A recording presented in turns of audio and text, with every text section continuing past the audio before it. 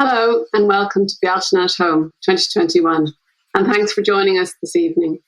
I'm Tara Byrne and I'm the Artistic Director of Bealtaine, Ireland's national festival which celebrates the arts and creativity as we age. The festival is produced by Age and Opportunity, an African development organisation with encouraging advice to everyone aged 50 and upwards. So this evening, I'm really pleased to present the Bealtaine Book Club 2021 with poet Paula Meehan in conversation with writer Mia Gallagher. Paula will be talking about her work and her latest anthology, As If by Magic. Mia Gallagher is based in Dublin and writes novels, short fiction, and essays. Her novels are Hellfire, 2006, and Beautiful Pictures of the Lost Homeland, 2016. Her short fiction has appeared widely at home and abroad and includes the collection Shift from 2018. Recent anthologies include The Art of the Glimpse, The Globe and the Scales, The Music of What Happens. Mia is a contributing editor with The Stinging Fly and a member of Aosdána. Last year, she took enormous pleasure in curating the Bealtaine Book Club with guest writers Catherine Dunn and Neil Hegarty. Before I hand you over, I'd like to thank Paula and Mia in advance, as well as the Bealtaine Writers Group, the Irish Writers Centre, and the City and County Library Association, as well as our core funders, the Arts Council and the HSE. So please check out our other events on the Bealtaine website and YouTube channels, all available at bealtaine.ie, and there's another week to go of Bealtaine. You can also look at ageandopportunity.ie for information on our other initiatives. Over to you, Mia and Paula. Thank you. Thank you so much, Tara. Hello, everyone. You're very welcome tonight. And I'd like to thank Tara herself and her brilliant team, Eva Griffin, Bridget Deavy, and Alex Burney, who's the tech wizard, for putting everything together to make this year's Bealtaine at Home so warm and inviting. It's a really beautiful programme, and I'm honoured to be invited again to curate the Bealtaine Book Club. Thank you all, too, for being with us this evening. Without you, we wouldn't have a show. Paula would love to hear any comments or questions you might have, so please send them in to us by chat during our conversation. And during the last 20 minutes of the event, I'll feed them to Paula, because your input is just as important as certainly anything I have to ask Paula. It's a tremendous honour to be in conversation with the Bealtaine Book Club's featured author tonight, Paula Meehan, poet, sage, mystic, wise woman, from whose life of poetry this beautiful book, As If by Magic, has been distilled. I'm going to introduce Paula first, for those few of you who might be unfamiliar with her work. Then I'm going to speak a little bit about her book, and then she and I are going to have a chat. Paula was born in 1955 in Dublin City.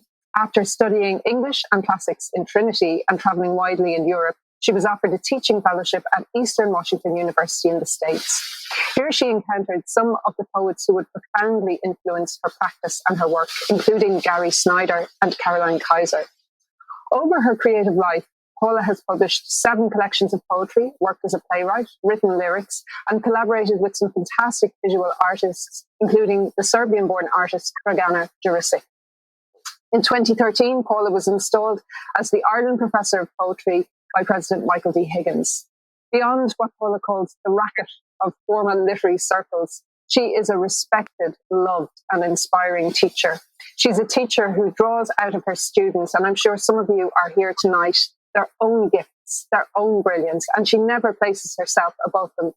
She's a teacher who understands the tyrannical democracy faced by all writers, no matter what their experience level is, the blank page. And so on to As If by Magic. I flew through my first encounter with this book. How could I not? How could any of us not? The imagery in Paula's lines is unforgettable, vivid, embodied, authentically observed. We see nature, we see plants offered up to us by someone who intimately gardens, who knows root and stem, leaf and bowl, bud and blossom. Here is the moon, the stars, the constellation, offered to us by someone who understands the influence of distant cosmic bodies on our small human lives. Here is the city, Paula's beloved Dublin, but other cities too, Berlin, London, Leningrad, even Gwendolyn Brooks's Chicago. And everywhere her city is suckler and incubator, refuge and labyrinth, living agent and stage set for the characters who roam through it. And what memorable characters stood Paula's universe of the imagination, triers and failures in the games of love, family, activism, history, and education. Animal guides, both human and non-human, who shape the emerging, growing, and mature poet's voice. A friend whose ashes lie, nestled, we hope, not scattered, in the bosom of Hope Head. A former husband sitting across an untraversable table, a she-wolf giving birth in the barren snow. And everywhere, everywhere is woman. Sometimes I, sometimes you, sometimes she, sometimes all three at once. My second reading of As If by Magic was no fly-through. It demanded time, and it rewarded me with ever-spiraling deeper layers of meaning. I saw how Paula's talismans, moon, stars, birds, plants, trees, recurred, creating a bedrock that connected her earlier and later work, like little anchors pointing away. I realized I was reading too much autobiography into Paula's I and you, that it didn't matter who these pronouns might have been in real life, because in the reading, both of them were mine. I began to see a set of worlds that echoed and transmuted over the long years' work.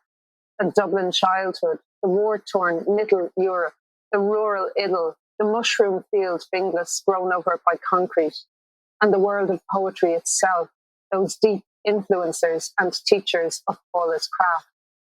Under all that, an even deeper world, which perhaps comes closest to the surface in the 81 poems of Paula's 2016 masterpiece, Geomantic, with its internal formal insistence, 9 poems by 9 poems, like the AIDS quilt memorials, 9 lines per poem, 9 beats a line. My God, what structure, what insistence. This brings us beyond beautiful images, our devastatingly moving moments. This, like the entirety of Paula's work, I realized, is a Bible, an almanac, a tarot deck. It offers no single interpretation, but instead invites us to open up our own rich sea of imagination, to dive deep into our own place of divination, to a moment of stillness where we can contemplate perhaps the biggest questions of our lives: love, truth, death, and even perhaps God. Ladies, gentlemen, others, it is my absolute delight to welcome Paula Meehan to our Bealtaine conversation. Hello, Paula. I don't recognize myself. Thank you for that beautiful mirroring back. It was very, very moving, and I have to catch my breath after it. It was quite a whirly gig to get on. But thank you, and thank you for all that careful reading. To be chosen as the book, the Bealtaine book, I mean, I could feel all month my ears burning off me.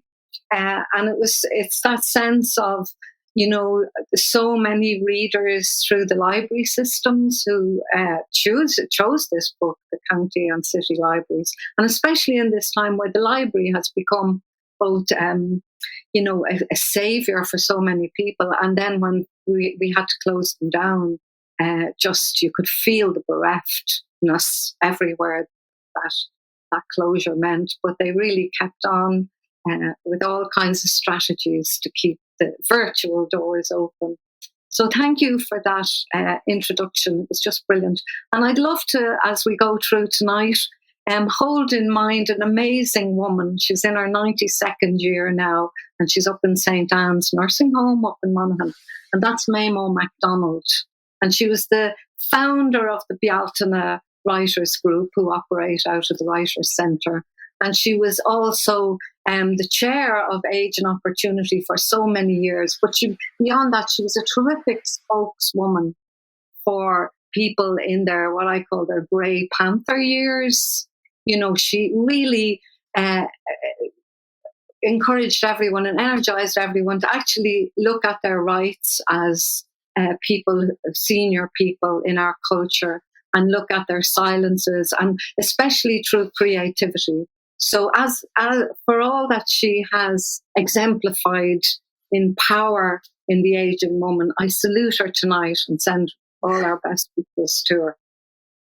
Hear, hear, Paula, and thank you so much for that, because what I always love about your work, what I love about you as a person, is that it's never I never get the feeling of the poet alone. I always get the sense of the poet connected with a deeper tradition and a human, like the poet as a human, not as some strange rarefied thing that exists outside of that. Paula, I want to ask you a question, which is probably something you're very used to hearing, which is, but it's slightly, I hope I'm going to frame it in a slightly different way. It's really about our sources.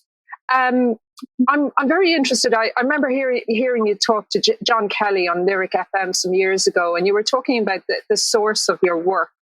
And I'm interested, do you feel that your work comes from a common source? Or is it from a myriad of individual different sources? Or are there little clusters of sources that you can see that bunch of poems came from there, that bunch of poems came from there? So can you tell me a little bit about that?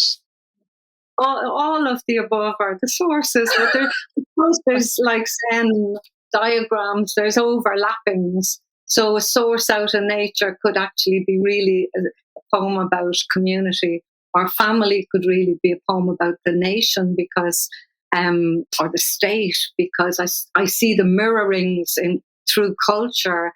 So the family unit and the energies in it can often be a reflection of, or an advancement of, or a detriment to the energies of the state. So I'm interested in all of the sources you mentioned, but I'd say if I had to kind of categorize it, I'd say my three sources are nature, including us. Like my teacher, Gary Snyder, said, nature is not a place we visit, it is home. So when I think of nature, I also think of the city and the human part of the bigger cosmos.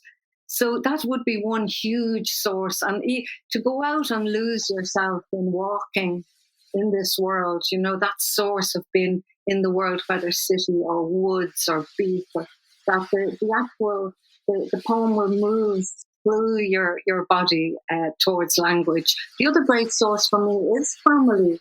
They might be sometimes a reluctant source, as in, don't tell her that story, it'll turn up. So that kind of that anxiety around the speaker who might tell. So, I would have learned over the years of writing poems, maybe some protection for the people I love, rather than, throw them out there to the wolves. So that's a huge source, what happens in my family, and how we have suffered together through all kinds of family history and trauma and joy. I'm in the grand persons layer now, and the grand nephews and nieces, what joy and renewal they bring. So that's a huge source. And community, the community who gave me language in the North Inner City, Finglas, where I learned the language of lyric with rock and roll and music, because we were just music mad, lyric mad. And then the traditions itself, the traditions poetry. It's a fantastic tradition to be, to kind of elbow your way in, I think, at the start, But I see the whole of the history of poetry as a huge nourishment. When I was younger now, I was very oppressed by the idea. I took tradition to mean something constraining, like one of those jackets. But then as I began to get power in the craft, I could see that I could reuse and re-inhabit elements from the tradition. So that even the so-called elevated kind of patterns, literary patterns, were for me then a kind of a challenge and a chance to play. And as I discovered, all of those traditions go back to like folk song, folk music, and whether the poets elevate them or denigrate them is another question. Yes, and what strikes me is everything is nature, because when you talk about the nature that absolutely we are home in, whether it's an urban nature, whether it's a rural nature, our own nature, our animal nature, our human nature, but also that family and the history of family is encoded in our genes. It's encoded in our DNA. So it's actually in our bodies.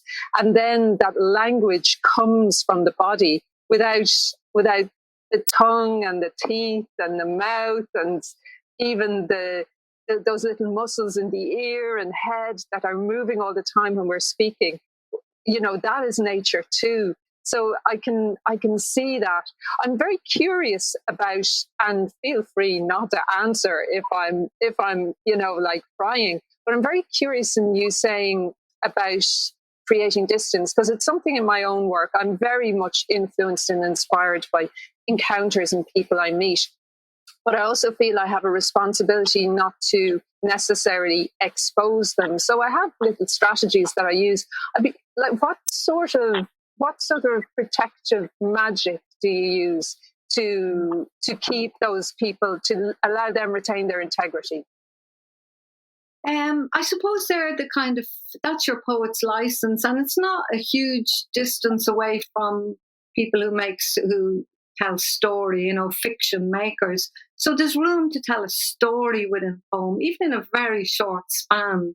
So you use elements of story. I use elements of my own autobiography, but they're not confessional poems. I mean, I take huge liberties with time, with chronology. I take huge liberties with the actual image I make to carry the meaning. And okay, they map in a peculiar way onto the life I've lived. And I believe that they are my best go at imaginative truth and beauty, because I think it's still all about truth and beauty. But they're not history. And I had you mentioned I did classical civilization in Trinity, and I had a great teacher who would, W.B. Stanford, and that was his saying that poetry is not history. It's not sociology. It's almost like a tradition of and unto itself, with its own liberties and its own responsibilities. And he would have taught us Greek mythology, and he would have seen that as he used to go crazy. He'd bring in newspapers where the word myth was used to mean a lie, and he'd say, "Look at them, they're at it again." For him, myth was our ancient ancestors, both on this side, but everywhere. It was their way of telling their own truths. They were the poems. They were the codified information that community or tribe would need. And like that, those myths, right up to today, you can inhabit them. As Ivan Boland says, you can enter the myth anywhere. So they still keep giving in my eyes, and you can see how they're used sometimes by, what's going on culturally to justify things, but they're always open, like poems, for you to go back and find a different route or a different narrative or a different meaning. Yes, and to be transgressed, because last year, in the conversation with Catherine Dunn, she was looking at the myth of Iphigenia at Aulis and the sacrifice of Iphigenia by Agamemnon through the lens of the war in Cyprus in the 1970s, 1980s. And it seems like every time a myth is opened up, it has to be, something happens to it. It's almost like a myth is a living thing, a little animal. So the minute you prod it, it's not static. It's not like a piece of sculpture. The minute you prod it, it does something, and then it uncurls. And so the myths of family, the stories that a family passes down, which then become a script and influence a person. One thing that I think of is the myth in your poem, The Exact Moment I Became a Poet, where the teacher offers up the myth of shame. If you don't pay attention in class, you'll end up in the sewing factory. And what I absolutely loved about this poem, first of all, it was incredibly gendered. The teacher was female. She was talking to girls. The threat was a gendered threat. You'll end up in the sewing factory. But what I loved was how the young poet in the poem, sees through the intimidation tactic, doesn't go, oh God, no, I better pay attention because I'd be ashamed to be in the sewing factory. It's like suddenly sees that poem, that language is the site of power. So then the myth of the sewing factory explodes into all these other myths of the turkey factory, but it explodes also. There's a Marxist myth that suddenly comes into this poem. Yeah, it's very exciting. And I really felt reading your book like it was an education in how to actually read poetry, like not just read it for the leaving or, pick up something because it's lovely. It was like, oh yeah, no, I read this as a way to understand something. I pick a random poem and it will actually offer something for me to understand a moment in my own life in a weird way.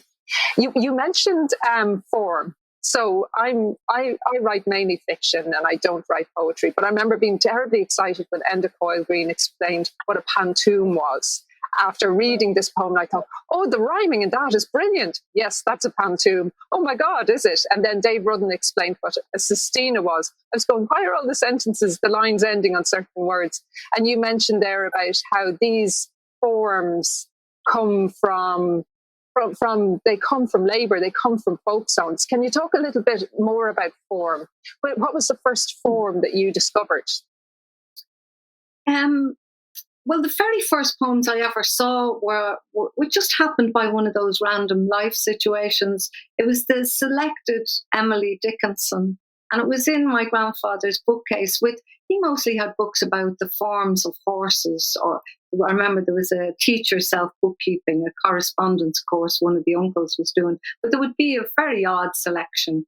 But there was Emily Dickinson. So the first poems I actually saw, and I do remember as a very small child that the look of them, the physical look of them on the page was different from the print I was beginning to see everywhere else, even before probably I could properly read. So I think that there's that embodiment thing again. But so I suppose if I'm writing a poem, I don't, because I think free verse is formally astute, and you need, all energy needs form to be apprehended and transmitted in literature. So I see free verse or organic verse as every bit as demanding into making shape and form and energy and power. So, but I loved that the sonnet, which, used to intimidate the hell out of me, I think, of its high literary form, actually is traced back to a 14th century folk song in a village in Sicily, William of Lentini. And he used the kind of circularity of it, of cows being serviced by bulls and hens being chased by cocks. It was an agricultural kind of sexual song, and he turned it into this high literary form that Dante took up, and it got its name on the mainland, sonetto, almost a dismissive word like little song, because Dante was known for big, long books of poetry. So then it came into English, into the empire, the Tudor Empire, with the courtier poets of Elizabeth and their fascination with the Italian Renaissance. So you see this form that was originally a work song make these jumps until it's eventually kind of nearly sacred within the groves of academe. The same with the Villanelle, which was a troubadour song, which they took from the Roman latifundia, the slave farms. And so the villanelle operates on two repetitive lines, the way the blues does. Like it would have a lot in common with American blues of the South, So I love that if you trace back even the ballads, the lyrical ballads that the Romantics elevated from the border ballad folk songs, that if you dig back a bit, you get back to a raw kind of power in these forms. And I think of it as, analogous to architecture, where in Dublin, which is a beautiful Georgian city, there, the bones of these old ladies that haven't moidered or been mildewed away, that they can be re-inhabited, as tenement, as slum, as office, as hopefully someday as residence again. But that re-inhabitation, like creatures use shells, that's my relationship with form. Yeah, because what it feels to me is it's like that there's been appropriated, something has been taken out of its context. It's been taken by those who are wealthy and privileged and powerful. And the act of reclaiming it is a political act, like reclaiming the power of language in the moment when the teacher was trying to bully you all to learn to spell properly. It's like, no, actually, I'm going to go right to the seat, to the power of language. And Paula, can I ask you to read the first poem that you're going to read this evening? Yeah. And these are 3 short poems for the conversation that I chose. And I chose them because each of them kind of spurred me into a new kind of work. And this one was one, I wrote it in 1989 up in Leitrim, our own beautiful lake district. And we were being warned not to drink the water from the taps anymore because it was coming straight from the River Shannon and it was toxic. That idea blew my mind. So we went back to the old wells, to cleaning them out, looking for source again. And I just got this poem like that. So it's called Well. I know this path by magic, not by sight. Behind me on the hillside, the cottage light is like a star that's gone astray. The moon is waning fast, each blade of grass a rune inscribed by hoarfrost. This path's well worn. I lug a bucket by bramble and blossoming blackthorn. I know this path by magic, not by sight. Next morning when I come home quite unkempt, I cannot tell what happened at the well. You spurn my explanation of sex spell, cast by the spirit who guards the source that boils deep in the belly of the earth. Even when I show you what lies strewn in my bucket, the golden waning moon, 7 silver stars, our own porch light, your face at the window, staring into the dark. So that was Thank you. Yeah, what I love about it is the title is like the first word of an excuse or a story. It's like, what happened to you? Where were you? Well, I know. I mean, even with very serious and kind of exercises in grief mending, even with those, I find that there's room to have nearly an innocent play. And yes. Even with the heaviest of material, there's a chance for some kind of, it's nearly like a childlike thing. I have these blocks, I have to put them together. So anyway, I couldn't resist. Well. Well. And also I love this idea of this pan god, at the well that, obviously was encountered by the eye. Absolutely. I don't doubt for a moment that story.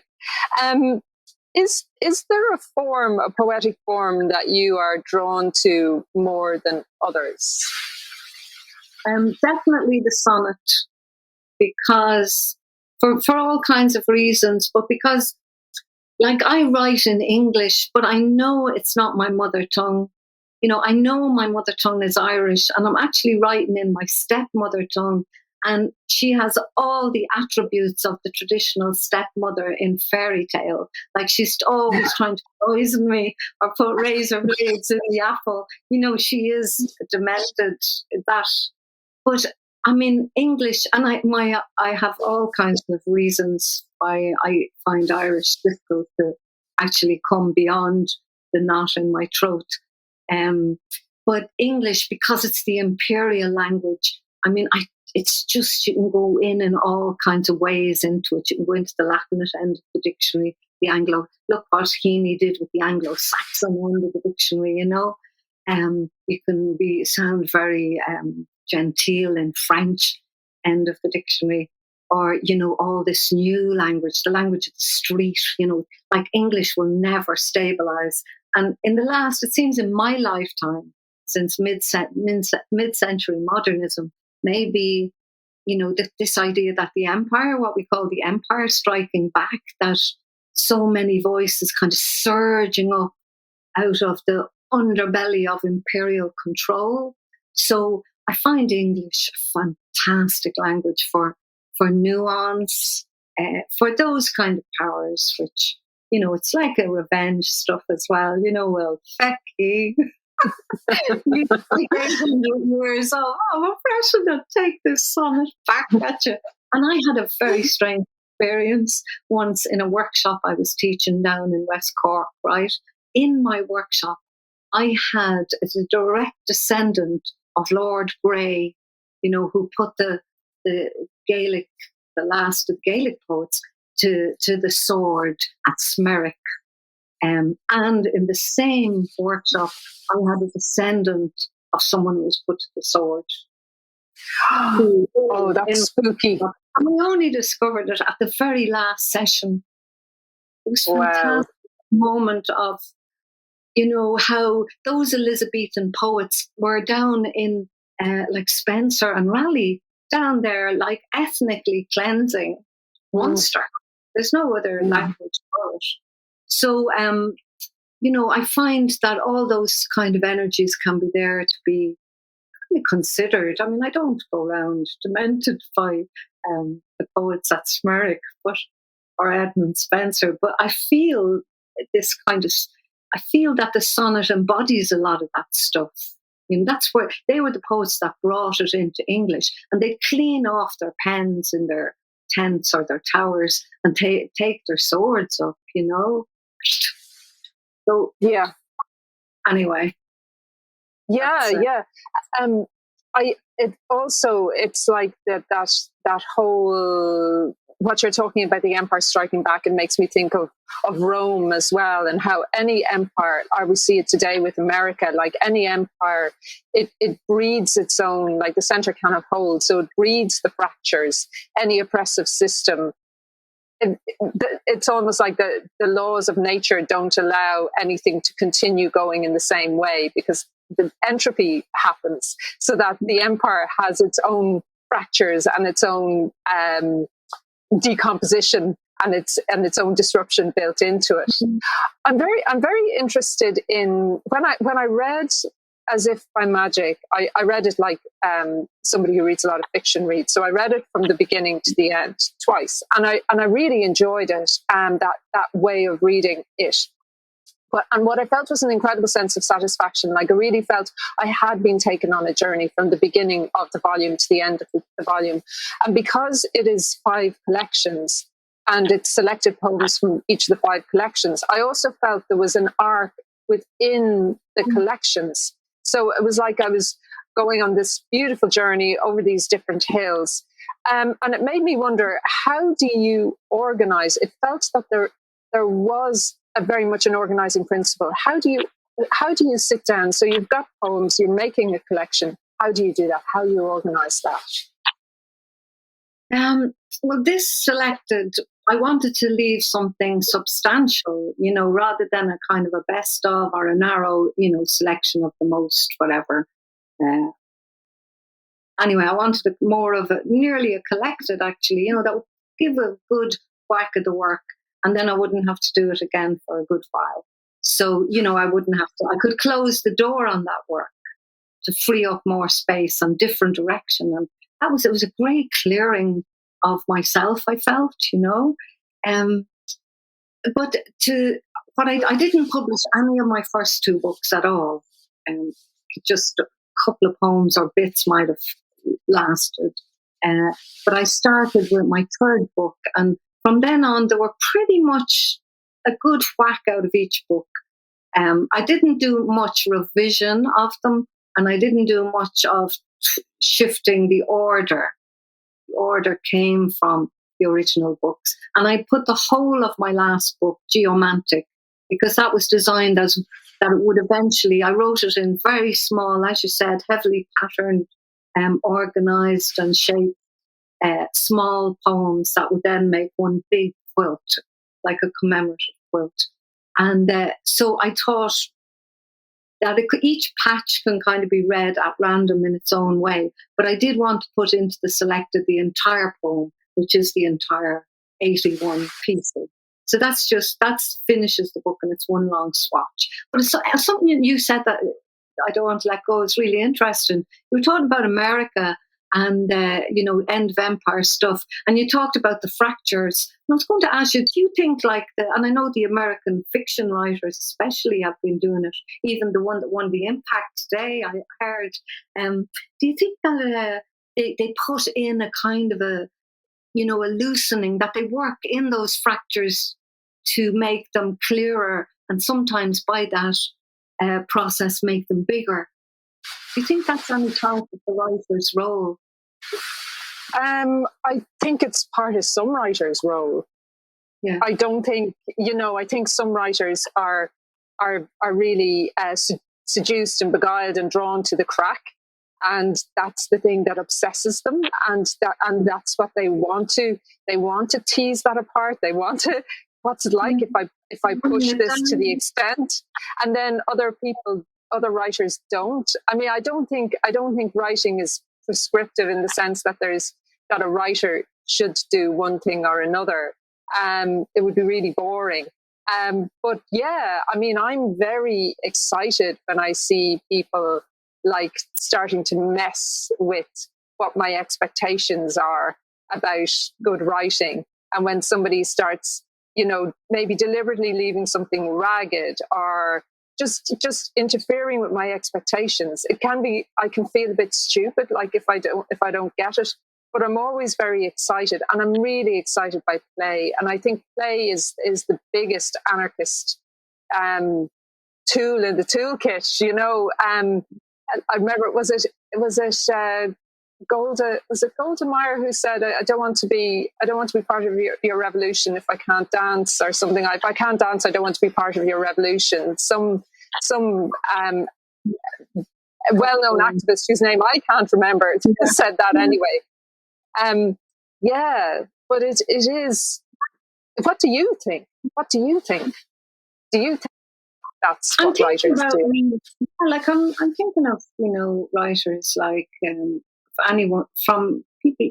I'm thinking of, say, Margaret Atwood, or I'm not imputing any kind of simple political role for a writer, but I know that The Handmaid's Tale would have gone into that fracture and really pushed it, like the history unfolding in front of our eyes. That this book, which was written in 1984, but suddenly came into its own in a way that the prophecy of it, the prophetic nature of it, was writ large for all of us. And it was almost like the book could go in there to that fracture and widen it and make everything clearer for us, that this was the end of this kind of carry on. So I'm just interested. It's just when you said it there, I was just interested by the writers who, in any culture, that go into that place and they show up the crack, they show up the fault lines, and they live often on the fault lines, and sometimes in danger on the fault lines. Yeah, I mean, Graham Greene, say Brighton Rock, I'm gobsmacked by how contemporary Brighton Rock is. I mean, Pinky is now, he could be living in any sink estate. He could be living in any block of flats. He could be, he's so contemporary, and the morality that he's struggling with is also, we haven't outgrown that morality. He's a killer, and he's attempting to define himself as such, and he's inhuman, but he's also very human. Emma Goldman, thank you, Leah. Thank you. I can't dance. That's Leah Mills. That's Leah Mills. Yeah. Thank you, Leah Mills.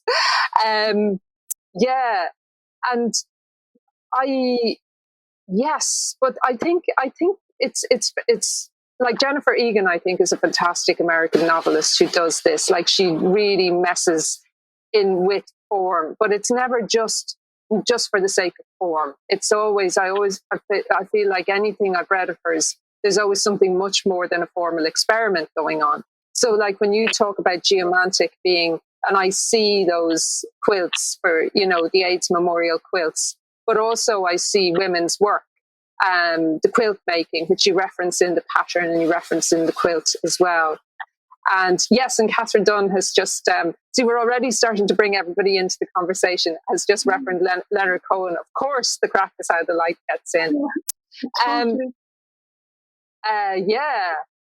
So Jennifer Egan certainly does that, and I love it. But it's mischief, which brings me to the tarot, and card number 1 of the tarot of the major arcana, which is the Magician Conjurer, and the title of your amazing book, which is not magic, it's as if by magic.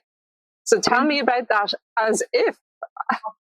Yeah, well, I love that phrase in the demotic, you know, as if, and it's often to do with getting out of a terrible situation. I always think, you know, as if by magic the rent appeared, or as if by magic the horse won, or, you know, something that resolves something out of the blue in a random way. And I always loved it because it always presaged, for me, a happy kind of a story or something.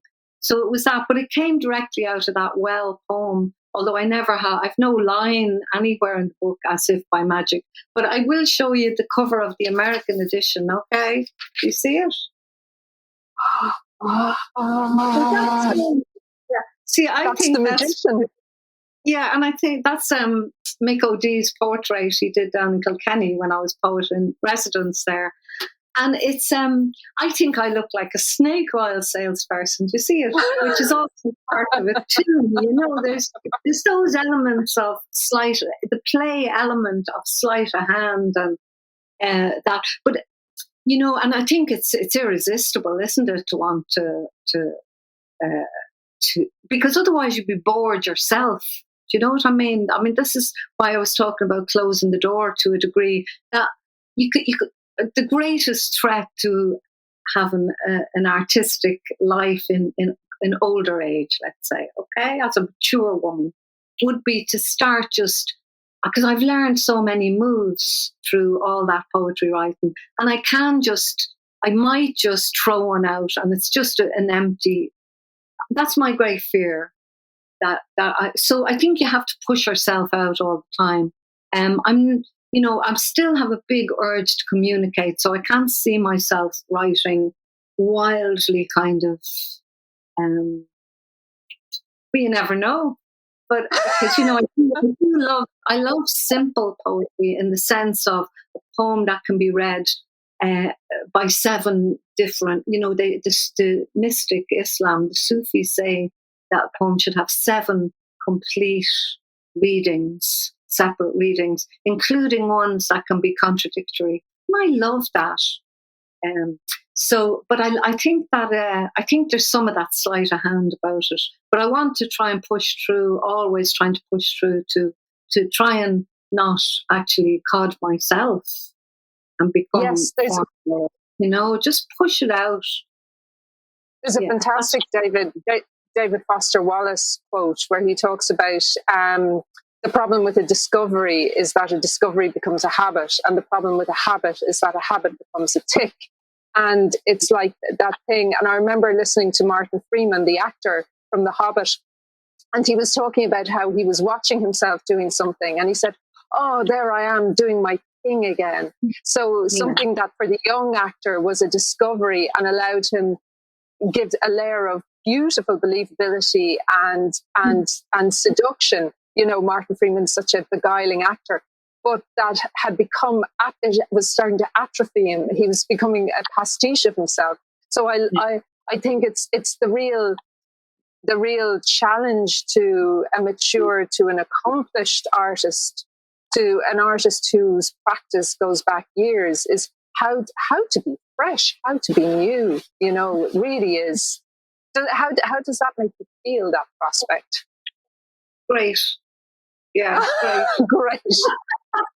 Yeah, but I know, do you know what I noticed about myself recently? Because I know way too much about the local crows since I've been locked up the last year and a half. So I find that, and I love crows, and I find that if I'm getting a bit stuck in a poem, I'll throw in a few crows, or maybe one lonely crow. So that's what I mean about, like, you do, and that's great, that aware, to get aware of your own habits. I suppose I'd call them mannerisms, you know, and I think it's the real danger in any kind of thing, that it becomes mannered. So Yes. but I mean, these are like always in stages, a kind of wall that you hit, and the getting through it is the great thing. Yeah, yeah. So I've got walls to climb now. Paula, I'm keeping an eye on the time, and we're already at 7:45, and I want to hear your poems. So, would you be able to read your other two poems, and if you feel like chatting about the first one, which is just they're both fantastic. But I think the second one, the Ghost Song, it's really important what you have to say about it, and I'd love the audience to hear that as well. Okay, I'll introduce them briefly. I have my friend, sadly passed, Kieran Carson, in mind. He would sit up the front of my readings when I was up in Belfast, you know, and when I'd be going on, rambling on, he'd go like this. He believed that the poem had to do its own job, and that it didn't need poets to be twittering on about it. You could just go straight into it, you know, and none of this. But anyway, I will give a little bit of context. This first one is it's straightforward. It concerns my grandmother Hannah, who raised me as a child, and she was very devout to Our Lady. I spent a lot of my childhood on my knees in front of the amazing statues around the city, but she was virulently anti-clerical. So Hannah, grandmother, coldest day yet of November, her voice close in my ear. Tell them priests nothing. Was I 12, 13? Filthy minded, keep your sins to yourself. Don't be giving them a thrill, dirty old feckers.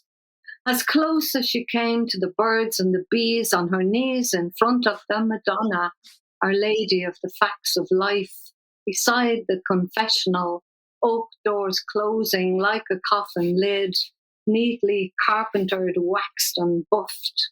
In the well-made box of this poem, her voice dies. She closes her eyes and lowers her brow to her joined hands, prays hard, woman to woman.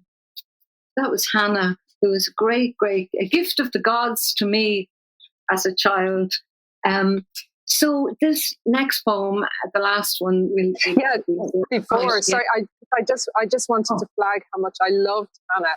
And when I read that poem, I just thought every girl in the world would be so lucky to have a Hannah just giving them that warning. And I also loved how there is a death. There is the death of her voice in the poem, where there's the coffin, there's all those lovely, dirty extra meanings for the word box, which is fantastic, and waxed and buffed, all that, love that. But then that she dies, her voice dies, but the poem ends up giving her this immortal status and this goddess status, which is just absolutely mind-blowing when I think about it. Like, wow. But you know, part of some of that poem is about when I was doing my kind of intense training as a poet, you know, in workshops and pulling them apart and sticking them together and getting all that putting them under pressure. We were told our poems should be like well-made boxes, that you should hear the click when the lid goes on. So I wanted to put that in, that sense of her voice dying in the box of my poem. Anyway, this next one's called The Ghost Song. It's probably the most recent literary form. It's called The Golden Shovel, and it was invented to honour the writer of that poem, We Real Cool, 7 at the Golden Shovel. the great American writer Gwendolyn Brooks, who was born in 1917 in Chicago and who wrote one of the, for me, really influential books, A Street in Bronzeville. And she was the first Black person to get a Pulitzer Prize. She wrote a great poem called The Mothers, which was a poem of solace for the women of the Black ghetto who are being preached against by their preachers. And it's a fantastic poem of solace. And to honour her, we many people took part in an anthology where they took one of her lines from one of her poems and they used each word in the line as the end word of a poem. So it's a new literary form, the latest literary form, sprung from the body of work, the corporeal magnificence of Ms. Gwendolyn Brooks. So it's called The Ghost Song. And the line I spun the poem out of is called The Singers and Workers That Never Handled the Air. Okay? You with me so far? So, The Ghost Song. From a dream of summer of absinthe, I woke to winter. Carol singers decked the walls of some long-lost homeland. Late-night shoppers and drowsy workers headed for the train. So the night that you died was two-faced. June light, never far from mind, though snow fell. I handled grief like molten sunshine, learned to breathe your high, lithe ghost song from thinnest air. That's, yeah. Yeah, absolutely. And thank you so much, because I hadn't heard of Gwendolyn Brooks, and I immediately, after talking to you, immediately got on to Google, and her life is just amazing and inspiration. But also her work, like reading We Real Cool, it's been going around in my head for the last 3 days. It's such an extraordinary poem. Again, like Pinky, like Graham Greene's Pinky and We Real Cool, you know, that energy of the youth and what's happening to young people today. Yeah, we play pool. We stay late. We jazz June. We die soon. We die soon. Yeah, fantastic. But the anthology is called The Golden Shovel, and it was an invitation to poets from all kinds of communities all over the Anglophone world, edited by Terence Hayes and Peter Kahn. And I read it in 2017 because that's when it was published for the centenary of her birth. And I could just see these poets, like a lot of them were involved later in the Black Lives movement, Black Lives Matter movement. But I could see that they were articulating what was really going on in their communities. And I really could see it coming down the line that these articulate poets were taking up some kind of and I don't mean in any like get on the barricade way, but I mean in just the ferocity of their truth telling. Mm-hmm. Absolutely. Yeah. And again, you're talking about a crack that goes beyond the cracks in language. We're into structural cracks in society. And what seems to be we've spoken about this on the phone, it seems to be that's what's happening at the moment. Everything's falling apart. You know, the whole structures, the ecological structures that we're living in, it's all falling apart. Now, where is the light? Where will the light be? I want to just now start inviting and acknowledging the lovely comments and the contributions from people. So Catherine Dunn, hey Catherine, can't believe a whole year has passed since the last Bealtaine, and what a year. Hey Jay McDonald, yay, sometimes that's all that's needed. June Considine, really enjoying it. Peter Clark, yay, go Mamo, fantastic acknowledgement. Thank you, Peter, for that. The Irish Writers Centre, hear, Ray Mamo, and really enjoying, lovely to see and hear you both. Glenda Chimino, beauty is truth, beauty, that is all you know on earth and all you need to know. Yeah, totally. John Keats. Would you call yourself a romantic? They were big when I was a teenager, of course. You know, Shelley, I fall upon the thorns of life, I bleed. I did a lot of wearing black and going. That's what Hannah used to say to me. Jesus, I don't know about this education. You look really miserable there in your widow weeds and you only 16. You know, she was merciless. So, yeah, that's, I think I'm very influenced. But I mean, you have to push. And, you know, they were so quite often, you know, pagans really underneath it all. And I love that Shelley came to Dublin to preach revolution. And as the historian noted, he was stoned out of Dublin. And I was thinking, right, he was stoned out of his mind as well. But they didn't want to hear his revolutionary talk, you know. So I always felt, and Brendan Kennelly has written a collection, Shelley in Dublin, which looks at that time when he came over. And Wordsworth climbed Carrauntoohil and thought the view was marvellous. So, but I don't know. I think you have to always push on through them. But they did the lyrical ballads, you know. They believed in the song and they tried to make language that as it was spoken. They tried to, you know, use the demotic. So, yeah, and I loved them when I was a teenager. They were right up my alley, Misery and Grief. Them and Sylvia Plath now got me through. And Rosalind Moreau loves the sonnet form. Thank you. All very interesting and enjoyable. Thank you, Rosalind. Glenda Cimino again, very interesting discourse on the background of poetic forms from Paula. Indeed, and thank you, Glenda, because you helped steer my questions back into that. Now, Catherine Dunn has a question. Did Paula ever write a poem about that amazing experience in her West Cork workshop? That story makes the hair stand up on the back of my neck.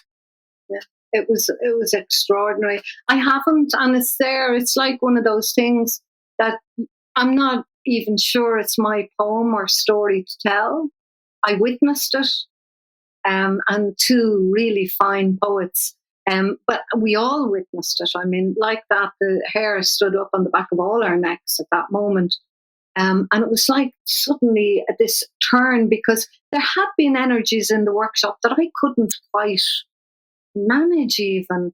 You know, I just knew that there was something there, and it was revealed in the very last day by accident even. Just the way the conversation spun. So, yeah, I don't know that it's... I don't like that. You do. I have tried. I've had great material, and I've sat down to make, thinking this is dynamite. It'll make a great poem, and kind of really realizing that it wasn't mine at all. So I haven't. It's there. Maybe I'll have a go, but some of it you don't have control over. It's interesting what you say. It's almost like the energy of the experience might have worked on you without it necessarily having to be represented in language. Yeah. Or that it does affect something else you write that has nothing to do with the straightforward narrative of the situation, but it energizes a different passage or image or line. Yeah. Yeah, it's like that idea for a story that just never makes it into a story, but somehow it's a motivator and a trigger. Tom Dredge, lovely name, Tom. Loving this interview so far. Love the connection between the villanelle and the blues and lots more. You know what, Tom? I thought a villanelle was a psychotic fictional Russian assassin off the telly until I spoke to Paula last week, and then I was, oh my God, it's a poem. Glenda Cimino, as if by magic, synchronicities and serendipities are there always for those who can see them. Thank you, Glenda. Peter Clark, oh, Paula, there's not the remotest danger of you ever becoming mannered. Hear, hear. And Breed Brophy adds to that, oh yeah, please don't, Paula. I think we're safe. This is a fantastically rich comments. Thank you. Mike Hensley, my first ever Bealtaine participation, and well, as if by magic, being one of those rare people who is not familiar with Paula or her work, I have struck gold. Thank you so much, Paula and Mia. Thank you so much, Mike. Fantastic. Yeah, thank you. That's amazing. I'm getting your burning ear thing. Sive O'Sullivan of how delighted how people. Thank you for a wonderful conversation. I've had a smile on my face the whole way through. And Jermone, wonderful spinning, sparking conversation. Thank you. And thank you very much, Glenda, again, and Peter Clark, here. The experience of the depth of you, Paula, is so amazing. I'm in awe of you even more so. And I think all of us agree that it's your generosity of spirit that comes through your beautiful language, that comes through your images, that comes through the people and the experiences that you have transmuted as if by magic. It's such a pleasure to know you and to be in conversation with you. Thanks very much, Mia. I mean, the generosity of people, the kindness I've had in the course of these sessions is just amazing. And, the other things went on around the country, like in Longford. This really blew me away. The Longford, in the book club associated in the library system there with the different libraries around Longford, they put up on YouTube the reading poems, which was amazing for me because, I do write them to be voiced, to be sounded out, and for the people to take the time and to make their vids and post them up on the YouTube channel for the libraries. I just think I'm just on heaven with it, and of course, you see, I'm more used to dealing with blame as a Dublin woman of my background. You know what I mean? So praise makes me very weepy. It really does. Like I find kind of criticism, I can kind of go, yeah, let me at it, I'll tear you apart. But when people are being kind, I feel like I'm totally, I feel slightly fraudulent too. But I really appreciate it.